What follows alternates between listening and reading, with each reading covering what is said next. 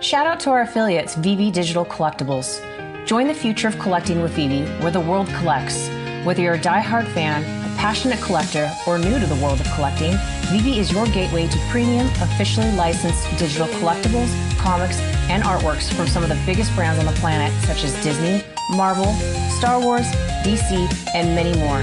Check out the affiliate link in the description box below, or use the QR code that you see on the screen for $10 off your first purchase.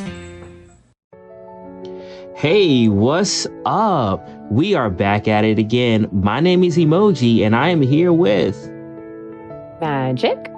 Yes, and we are bringing you From Toontown to Tokyo. Now, I actually have a question real quick. Do you think you should say 2 or should I say 2? Just out of Does it curiosity. matter? I feel like it might flow a little. You the ball. But here's the thing: you're saying from Toontown, so it would make sense for me to say like to Tokyo because you got 2 words. Can we? You want to try it just to see how it feels? You want to try it to see how it feels? Yep. Okay. And we are bringing you From Toontown to Tokyo. Yay! There we go. I think that works well. Hold on. I gotta get a dancing Gojo. Okay, here we go. Yay! I think that works well. I'm not gonna lie. That was. It sounds better. See? Yeah. All right. Well, welcome you guys back again. And this time we are going into our Disney bank or Disney vault, so to speak. And we are reviewing. What are we reviewing today, Magic? We are reviewing Rescuers Down Under. Now, this is a sequel, which I know may be a little off-putting. We don't like sequels, generally speaking, but this is a movie from my childhood that I love, and I like Rescuers Down Under more so than The Rescuers. And you hadn't seen it, so I said, let's give this one a go. I had to ask you about that too, because I was like, when it popped up on Disney Plus, I was like, are you sure I'm not supposed to watch the first? Like, am I supposed to start with the second one? But no, do you feel like you missed anything by not seeing the first one? Like, do you feel like at any point you were like, oh, wait, I'm lost? Not really. I feel like, no. Maybe like the introductions to the 2 mice, right? Bernice and Baradad. What's the name? What? Is that wrong? I told you I'm bad with names. I'm sorry. And Bianca. There you Miss go. Bianca. Bernard and Miss Bianca. They're so cute. But yes, probably their relationship, because we didn't really get too much of that, like their meeting and stuff like that. We just saw him trying to propose to her a bunch of times. But other than that, other than that, I don't feel I missed it. I think this story was pretty self-contained, right? So like you could. Yeah, you're exactly right. Other than, not knowing the history of the rescuers, Bernard and Bianca, like it's a completely new storyline. So you don't really need to have anything going into this film. True. So, since this is a Disney film, do you want to do the honors and kick things off as far as laying out this film? Yeah, I can do that. So I chose this one for a couple of reasons. One, we're going to go into a lot of different films. We've done older films. We'll do some newer ones. There's some actual sequels that I know you haven't seen that I'd love to have you watch and review, because the first films I know you've watched and you really like. And so I think maybe that'll be our next step in filming, is that we'll go on to some of these newer sequels. But I knew you hadn't seen this, and it's one of my favorites from childhood. Like I really loved this film growing up.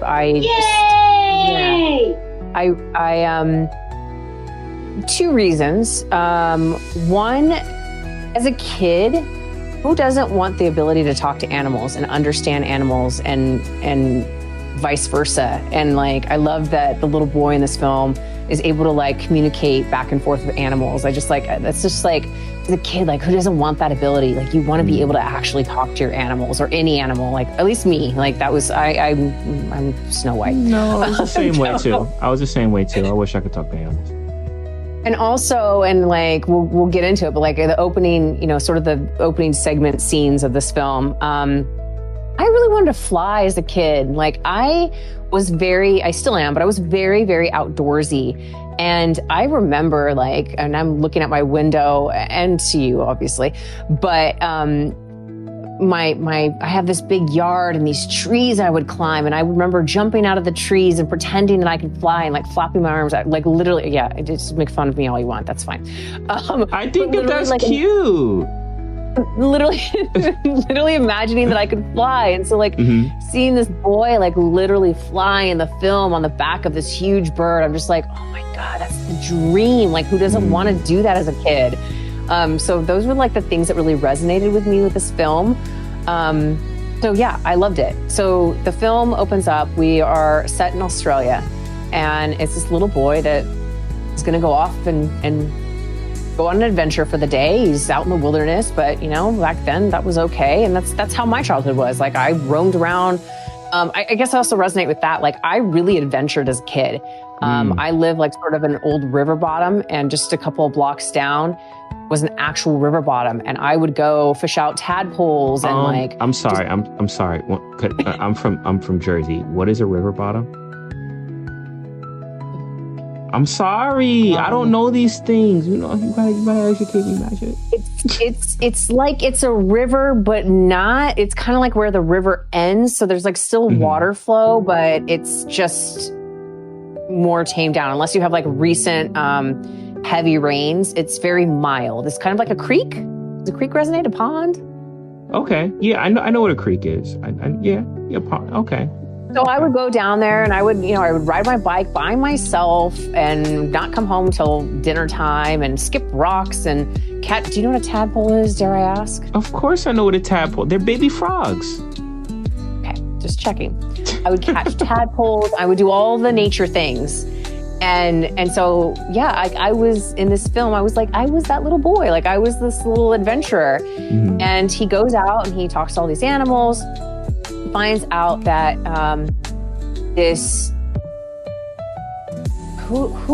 okay, I'm getting too far ahead of myself already.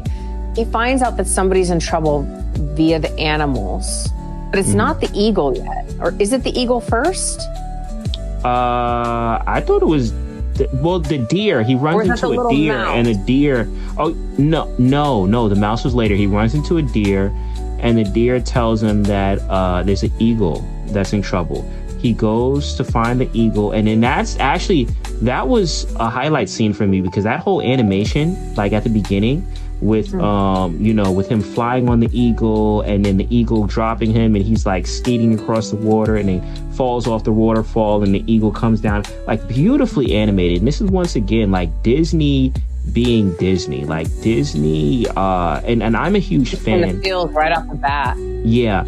And I'm a huge fan. I don't know if I told you this, but I'm a huge fan of hand-drawn art, right? Even when it comes to anime, like I always like prefer hand-drawn art. CGI's, it's okay when used right, but like, I don't know, like I just love hand-drawn art. So when you go back to those 90s films and stuff like that, and you see how beautifully they're drawn, but then also too the frames, like how beautiful the frames flow into each other, and it feels so like the movement just feels so natural. That's what fluid. You get. Yeah, fluid, exactly. And that sequence, it was really, really like a beautiful sequence. So as I recall, she's sorry, we've like watched so many films in the last few days that they're all sort of melding together. But as I recall, she's caught up in like a net. Yeah, she's caught up in a net and he's cutting her loose. That's what happens. Yes. And she's a little bit of a panic mode, and as she breaks free, she kind of like knocks him off the cliff. But then, so you think the little boy's like falling to his peril, but she saves him, and that is literally like that moment in the film captures you. And they do that within the first 5 minutes. And then they have this whole adventure and they build this bond and they like see each other. What's funny about her character is all the other animals in this film, they literally talk back and forth, like with words. She is the only one that does not speak, which is kind of interesting. But she seems to understand him, though. Like when he talks to her, yes. She seems like she understands. Yes. So he builds this bond with her, and he takes a feather of hers and sticks it in his bag. And then he's like going home, and he finds out, he hears this like little mouse that is whimpering because it's stuck, and it's like tied up on this like line. And he's like, hold on, little guy, I'm going to get you. And the little mouse is like, no, don't, please don't. And it's a trap. And he falls into a hole, and he gets the mouse free, and the mouse tries to go save him. But he can't get to him, and he almost gets out, and he can't get to him in time because the earth starts, rumbling because there's a poacher. So this was a poacher's trap. And the poacher's coming thinking that he got like alarm bells set off, and he thinks that he's caught some big prize. And so the poacher finds out that it's this little boy. And now he has this sidekick. I have two favorite characters in this film. He has a sidekick, who both remind you of me. They're definitely both you. And you think that Joanna is what now? I think she's a Komodo dragon. I think. She looks very Komodo dragonish. Her neck is a little long, but I still think she's a Komodo dragon. There's something, and I meant to like research this before doing this show, but I didn't. There's something in between, like a lizard and a Komodo dragon. Like there's an in-between like lizard. Like iguana? No, I think she's bigger than an iguana. It's still in between. It's like in between an iguana and a Komodo dragon. That's what I think she is. Okay. Just totally blanking on the name of it. She spots, so that little mouse is in his backpack, and she spots it. And so she's like attacking this kid, and he thinks, the poacher's like, my lizard's gone wild, and he's like pissed off and ready to shoot her. And it's because she's going after the mouse. But in doing so, he sees through his scope of his gun this golden feather, and he knows it belongs to the beautiful prize of this rare, majestic, massive golden eagle. So then he's like, okay, this boy is like worth something to me. So he basically kidnaps the kid and takes him back to his lair, where he is locked up with all these other animals. And that's where we meet Emoji's twin flame, twin sibling, twin everything, Frank. Would you like to talk about Frank? Let's go, Frank. Yay! Frank is the hero of the story. Frank pretty much single-handedly is the reason why everything in this story works out. Had it not been for him, what was the kid's name again? Once again, I'm sorry. Cody. I'm hard. Cody. Once again, Cody would have been lost somewhere in the desert, stranded somewhere, or sold. I don't know what this poacher was planning on doing with this kid. That's crazy how you can just like... There's not deserts in the Outback? This all looks like sand. Don't they have cacti out there too? I don't know. I've never been there. That's true. I haven't ever. There's too many poisonous things. I'm very scared to go to Australia. But yeah. So like, that's another thing. I'm like, why did he kidnap the kid? Why didn't he just bring him home? Like, because he's a poacher. He doesn't care about kids. Yeah, but it feels like if you're doing something. But if it feels like if you're doing something illegal, why would you want like to hold on to a missing child? Like, it feels like you might get caught for that. Remember, he's listening to, so the backpack gets stranded. Oh, yeah. He's listening to the radio, and it's been like a few days, and they say like they think the kid got snatched up by the alligator. Alligators, that's true. I forgot about that. So he's part. like, yeah, so he was paying attention. And then once he found out, like, basically they're calling the search off for this missing boy, then he's like, he's mine now. Like, he's my little slave, and I'm going to have him fetch me this eagle. That makes sense. All right. So, yeah, so he's using him because the kid is the only one that knows where the eagle is. So he takes him to get, intel from the kid. The kid isn't sharing anyone because he's not snitching, holding it down. But yeah, so he takes him. And then that is when the hero of the story shows up, who is Frank. And one time, hold on, that's the wrong gift. There you go. One time for Frank, real quick. Here we go. Yay! There you go. The hero of the story, Frank.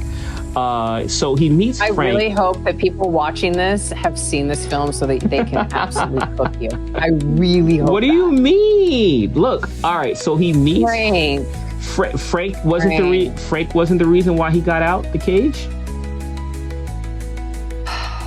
No.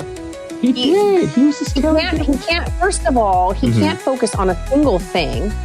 I mean, He finally gets the keys and goes into full blown panic mode, loses the keys and locks himself back in the cage. Look, a lot of stuff was happening. A lot of stuff was happening at the same time, and you can't fault him. Sometimes things happen, and you have to improvise, and he improvised. Everyone ended up alive, right? That's a credit to Frank. It is. So, in the meantime of all of this happening, there is a rescue organization, and the mice all send intel to each other. And so the little mouse that got rescued by the boy sends intel that goes from Australia to all over the world until it finally reaches New York. And it's saying, we need you guys to come help save this little boy. And that's where Bernard and Bianca come in. So this was a cute part of the story because poor Bernard is on this, romantic dinner date, and he's getting ready to propose. And there's this whole miscommunication where he thinks that she realizes that he's going to propose when really she's gotten the transcript of that they need to get on the first flight out and go save this little boy. And so it goes to them then to the council making an announcement, and he thinks that she's about to say, we're getting married, and she's like, we're going to Australia. So then they have to find their flight. That actually was a funny. I actually chuckled in that scene. I did. And I mean, my daughter's 6, so she didn't really fully understand the whole thing of what was going on. So she was like, why are you laughing? And I was just like, it's just funny. But yeah, I'm sorry. I'm blanking on his name. The seagull? That's gonna Scuttle. Yeah, no, he's an albatross. Oh. Wilbur, right? Wilbur. What is an albatross? It's a type of bird. It's one of the biggest birds on Earth. Really? Oh, that's why they said he was so big. Flying birds. Yeah, of actual birds that really fly in the air. The albatross is one of the biggest, which I've actually seen in real life, and they are very large. I have to look it up. Yeah, I thought he was a seagull. I thought he was like Scuttle. No, that's not a seagull. But he is one of my favorite characters in the film because he's voiced by the legendary John Candy. Shout out Cool Runnings. Cool Runnings.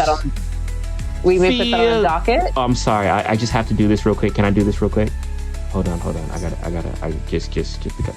Feel the rhythm, feel the ride. Come on now, bobsled time. So don't come at me in the comments. I'm sorry. This was a film of my childhood. I'm sorry. Let me embrace my childhood. Okay. Don't make fun of my accent. Okay. Do you feel better now? I do a little bit. Yeah, actually a lot. I feel a lot better. Thank you for letting me do that.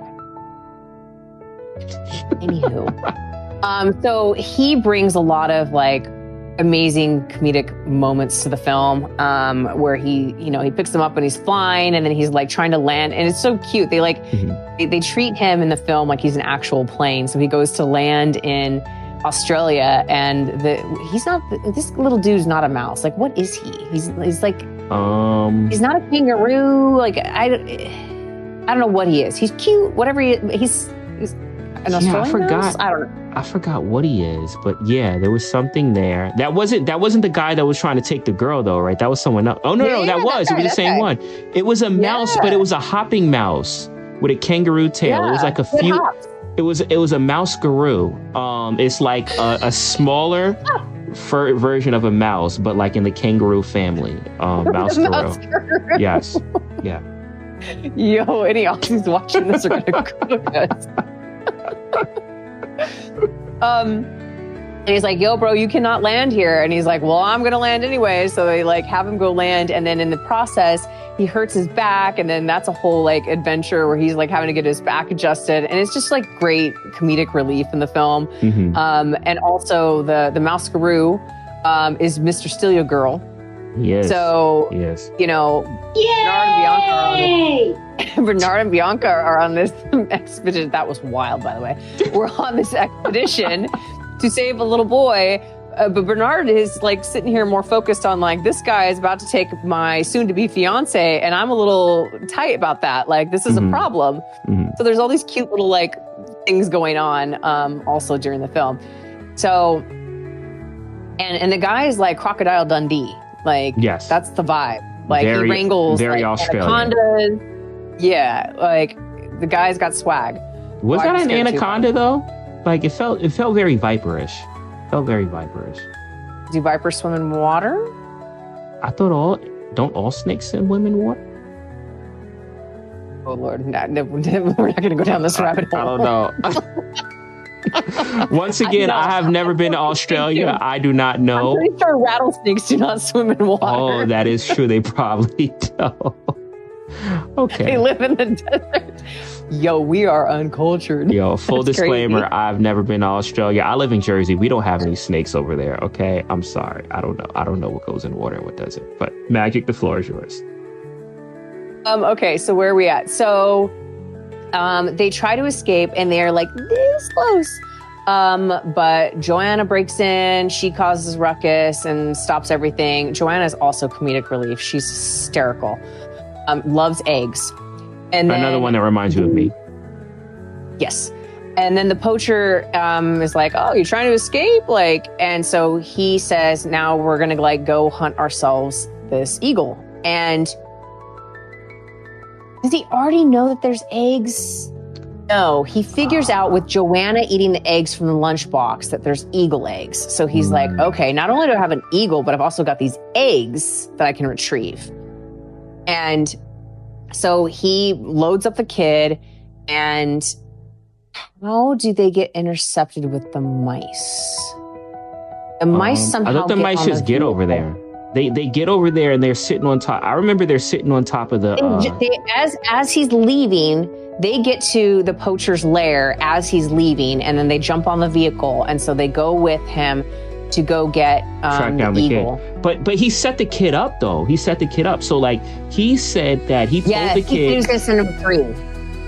He said he was going to set him free because he said that he had already killed the eagle.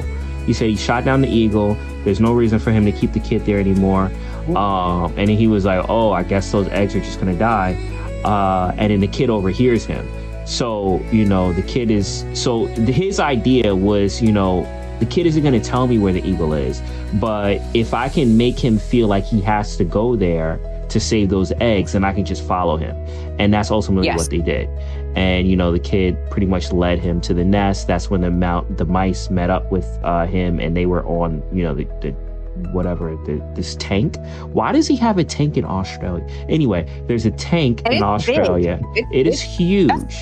It is, yeah. It's got a cage. It's got all kinds of things going on. It's got lights. It's got a crane. Like, this is not your ordinary vehicle. It looks like the Batmobile from Dark Knight Returns, for those that may have seen that. It looked very unnecessary. Like, if you're a poacher, because you're a poacher, like, you have to kind of, like, I guess, be discreet. This was not discreet. This was the worst poacher you probably could have ever seen in your life. Yeah, I'm surprised he hasn't gotten caught yet. But so they get there, and then he makes Joanna do the work. So he attaches her to his crane and lowers her to go get the eggs. And the kid is still where's the kid? The kid is there.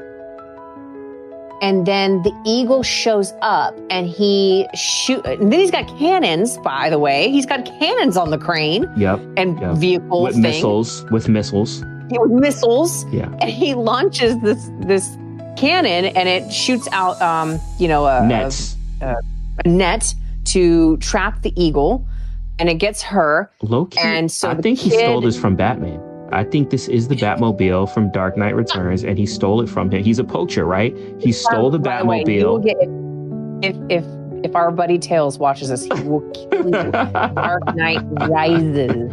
No, Dark Knight Returns. I'm talking about the graphic novel, not the movie. Oh, okay. Well, yeah. I didn't read that. I'm gonna show. I'm gonna send you. I'm gonna send you the picture. I'm gonna send you the picture of the Batmobile from The Dark Knight Returns, and you're gonna see that is 100% the same thing that this dude was driving around in. He stole the Batmobile. That is what he did. Okay, I believe you. So the kid jumps on, and he's trying to like save the eagle, and they get dropped into the basket that is attached to this vehicle, the cage. Mm-hmm. And so then he drops down Joanna to go fetch the eggs. But in the meantime, the mice are down there with the nest. And so they very cleverly hide the eggs, and Joanna thinks that there's just rocks. So she's just like, tries to eat them and nothing's happening. So then she's like acting like, okay, well, there was no eggs, so hoist me back up. So he has, McLeach is the poacher. He has everything that he needs. So he's like, all right, time to get rid of the evidence. So he's about to go get rid of this kid. And in the meantime, the albatross, I think his name, it's not Wilbur. It's not right. Is it? It's not right. Gosh. Wilbert? I gotta do better. Willoughby? Willis? Wilson? Wiley? John Candy. The John Candy bird. He gets tasked with sitting on the eggs get unveiled, and the mouse rolls them out, and like we have to keep these eggs, fermenting is not the right word. Cooking? Incubating? Incubating. There we go. And so he you don't want to cook the eggs, otherwise they won't hatch. Yeah. He has to sit on these eggs. So he's there on a nest, sitting on eggs. And McLeach goes to get rid of the kid at like this water area where the alligators are, which is what they thought actually happened to the kid. So perfect, clean, getting rid of the kid. Then at one point, Bernard gets lost from Mr. Steal Your Girl and Bianca. How does he get lost from them? Shout out Mr. Steal Your Girl. Yay! Anywho, he basically comes in and saves the day. McLeach has got the kid hoisted over alligators, and he's shooting the rope to make him drop, and he's got like one strand left. And the little mouse runs up McLeach, and Joanna attacks him because she's going after the mouse. And it makes him like lose his balance. He falls into the water. So now the alligator's like, oh, okay, which is more tasty?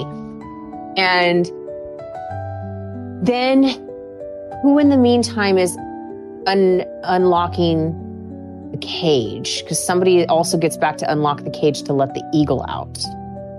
I thought it wasn't Bernard? It was Bernard again, wasn't it? Bernard? I feel like it was. And, he doesn't get enough credit, I feel like. Yeah, he's cool. So they're all headed towards a waterfall. Mm-hmm. And McLeach basically, the alligators go towards him, and then all of a sudden they turn back, and he's like, haha, they're going towards the boy. No, they're just not trying to die. So they see that there's a waterfall, and they're like, skirt, we're out of here. And he falls off the waterfall and presumably to his death. Now, Bernard is actually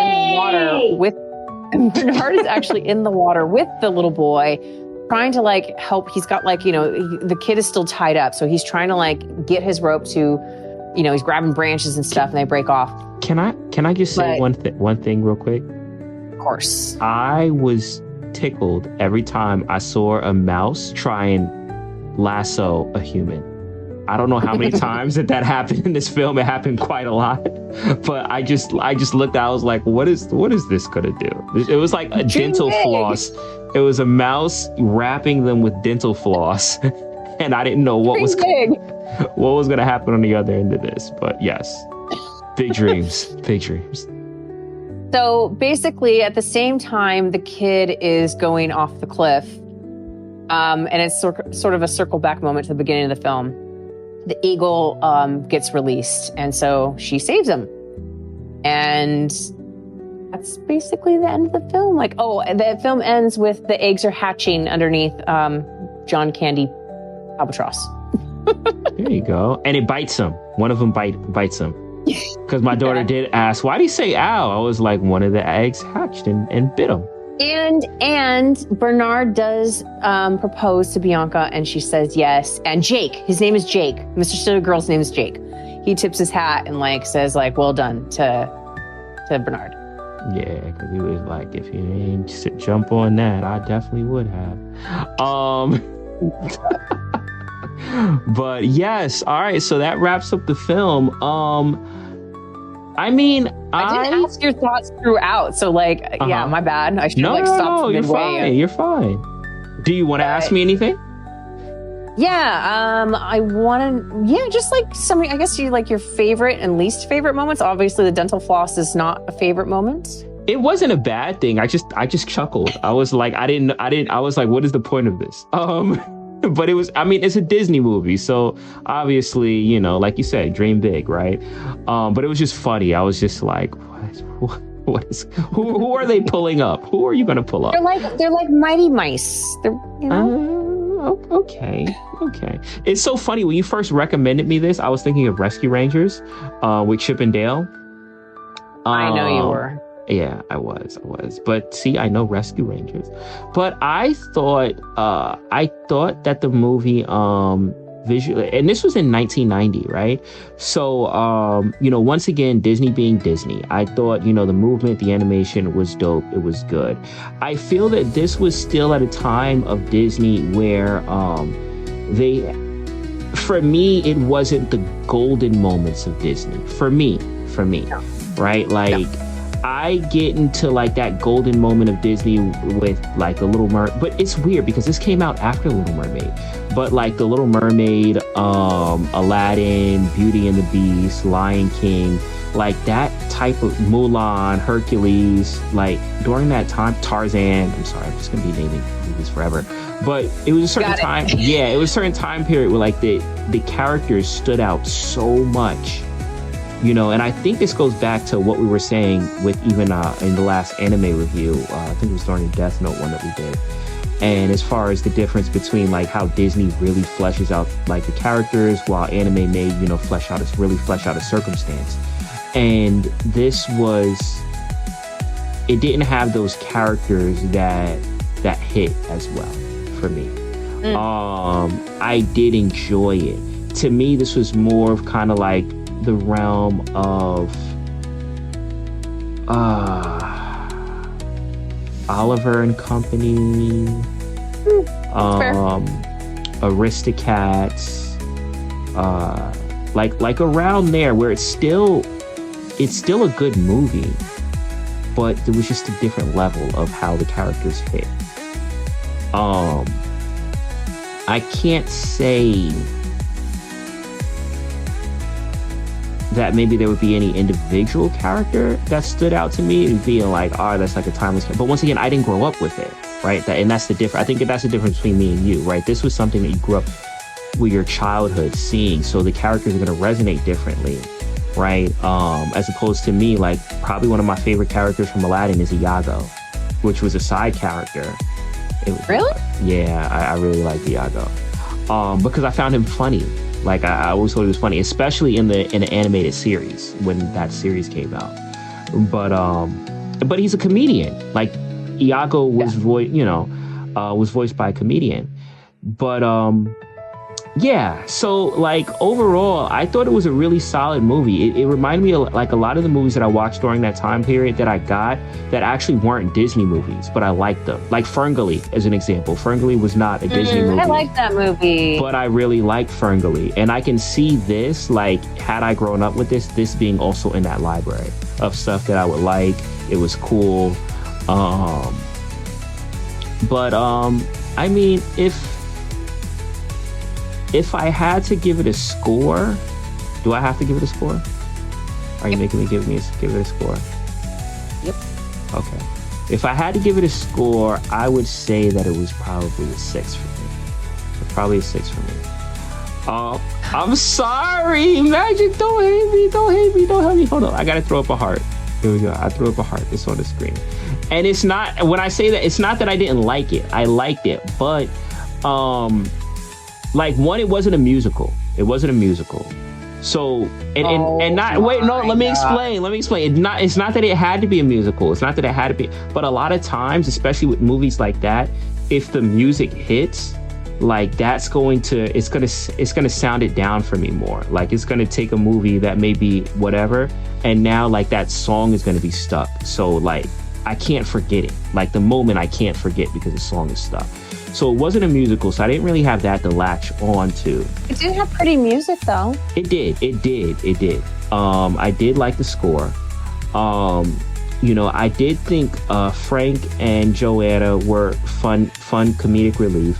I probably would say that I liked Wilbur or Willis or Wilson or Willoughby the best. But also too, that's John Candy, right? You said? Yep. Yeah. Yep. So I tend to go towards like comedic roles or comedians and stuff like that. So I would say I probably liked him the best. Bernice and Baradad, I don't know if I Bianca and Bernard. Yeah, Bianca and Bernard, I don't know if I really resonate, but it didn't feel like they were in the movie much, in all honesty. Like we didn't see them until probably like a half hour in, maybe. Not that far, but yeah. It felt a little bit.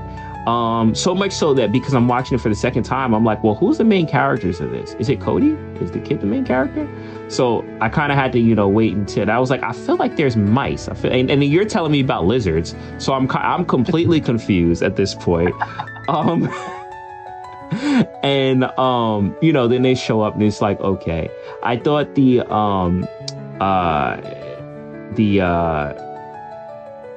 what did we call it?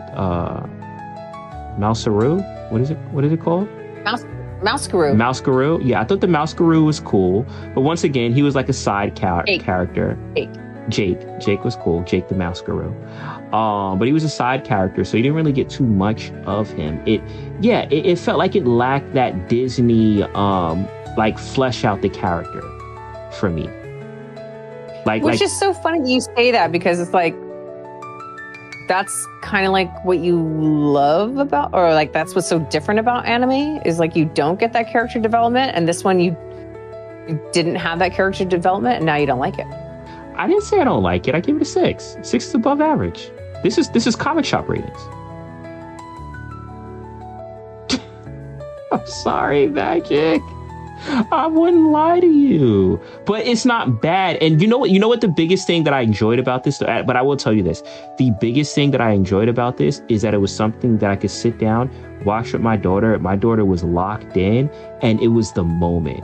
And I hit you up, like I was like, yo, thank you for this recommendation, because I think it's dope to kind of like have these movies that we can throw in that we can watch with our young ones, because especially with creating content and stuff like that, it's time consuming. It's a lot. So like having something that I'm doing to prepare for the show, but also something that I can sit down and just still spend time with your family. Yeah, it was dope. And that was kind of like the most memorable moment. And if anything, with this movie sticking, it's probably going to be that. Just, the memories. I love that. Yeah. I love that. So I did get a rating. I watched this one with my little bear, and I did get his rating in advance to recording. Oh. Did you want to know what his rating was? I definitely do. He gave this. Are you ready? I'm ready. A 10. He gave it a 10? Oh my goodness. Here we go. Yay! And do you want to say what he gave Boy and the Beast? No. We're not talking about that. That's actually up next. I think that's going to be for the next thing. Stay tuned. But yeah, like once again, when I say 6, this I'm comparing it to like like Aladdin and Beauty and the Beast and stuff like that, right? I don't by any means think it's a bad movie at all. I mean, there was no Stockholm syndrome in this one like there was the Beauty and the Beast, just saying. Why are you throwing shade at my Beauty and the Beast? All right, look, I love Beauty and the Beast is my childhood, okay? Okay, would you like my rating? Of course. I am really stuck between a 7 and an 8. How are you? Hold on real quick. How are you going to come at me for giving it a 6 and you're stuck at like a 7? No, I'm a 7.5, which is why I'm struggling to give it. Far off. Well, there's only one thing higher. Yeah, you're barely above average. Like, there's a difference. Okay. So, I think just because it has great comedy, you have like iconic stars in this film, like old-time voices, and just like if I'm really putting it like back to my childhood and like me as a kid and my frame of mind, I'm gonna give it an 8. There we go. You heard it here first. Yay! Magic gives it an 8, and we have a whole bunch of people dancing around you. Everyone is happy with your 8. I was gonna do a reference, but it shouts out R. Kelly, and that's too soon. Oh snap! I feel you. But yes, I mean, it's once again, it's not that far from this. My mind is telling me no. No, not that song. Not that song. Not that song. Okay. All right. Too soon. I believe I can fly. Oh, that one. Okay, got it. That's the reference. I feel you. Yo, but I did feel that I can fly. Like I do at one point in my life, I do believe that I flew for a minute. You know what? I don't care what anybody says or how crazy you think I am. I still believe I flew. That scene was beautiful. That flying scene. And once again, like certain things will take me out of it. I'm big into like animation, like and that scene I noticed from that, I was like, this is dope. This is fire. This is, beautiful art, beautiful, just animation that's done. And I feel you on that. I believe I could fly. And I'm not going to say any more because I don't want to get copyright strikes. I don't know. I think we're good. I think we're okay. But I got the reference too, actually. I feel like that song played in my head when that hit. Okay. It did. I think so. Not the other one. No. All right. So I think we're wrapping up. Did you have any final words before we close out? I hope other people have watched this film and I'm curious to see what you guys think of it, your scores. And I like that I'm throwing things at you that you haven't seen before, and we're going to keep doing that. I know at least 2 more that I have headed your way in the Disney sphere for sequels. So stay tuned for that. And yeah, this was fun. I liked it. Let's go.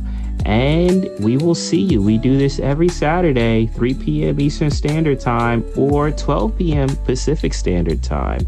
My name is Emojii, and I am here with Magic.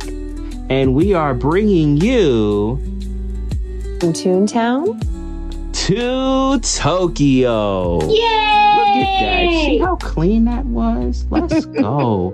We'll see y'all next week. Until then, peace.